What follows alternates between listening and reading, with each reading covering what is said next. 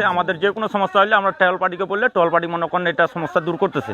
8 দিন বাদ মাইকিং করতেছে গ্রামে, 8 দিন বাদ লোকগুলাকে এক জায়গায় জড়ায় লোকগুলাকে বুঝাইতেছে যে ক্লিয়ার ক্রস করবেন না।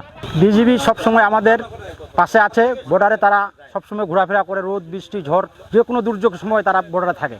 এদের জন্য আমরা শান্তিতে বসবাস করতেছি। স্থানীয় জনসাধারণকে আমরা উদ্বুদ্ধ করছি তারা যাতে কোনো ক্রমেই সীমান্ত শূন্যরেখা বরাবর কোনো ধরনের কোনো অপরাধের সাথে নিজেদেরকে জড়িত না করে। আমি বর্ডারে 4-5 জন 6 জন মিলে যাইতাম গরু আনতে। আমি সিনিয়র, বিজিবি প্রতিদিন আমার বাসায় প্রতিদিন ঘুরে। এই জন্য বলতেছি আর ব্যবসা করব না, আমি গৃহস্থী করে চলে বিদে খাবো। 10-12 জন মিলে যাইতাম, যাওয়ার পরে বিজিবি জানলো, বিজিবি জানে বলে আমাকে আমার বাসায় গেল, আমার বারবার মায়ের কাছে ওনাকে বললো যে তুমি আর যেও না, যা গেলে ধরা খেয়ে যাবেন। আমি আগে স্মাগলারি করতাম, বিজেপি শোনাতেই আমি তখন স্মাগলার বাদ দিছি। বিজেপি আমাকে একটা সুন্দর একটা দোকান ধরা দিছে, দোকানটা নিয়ে আমি এখন সুন্দর ঘরে খাইতে পারতেছি। রাষ্ট্রের প্রয়োজনে, রাষ্ট্রের সার্বভৌমত্ব রক্ষায় যে কোনো পদক্ষেপ নিতে বিজেপি যে কোনো মুহূর্তে প্রস্তুত আছে।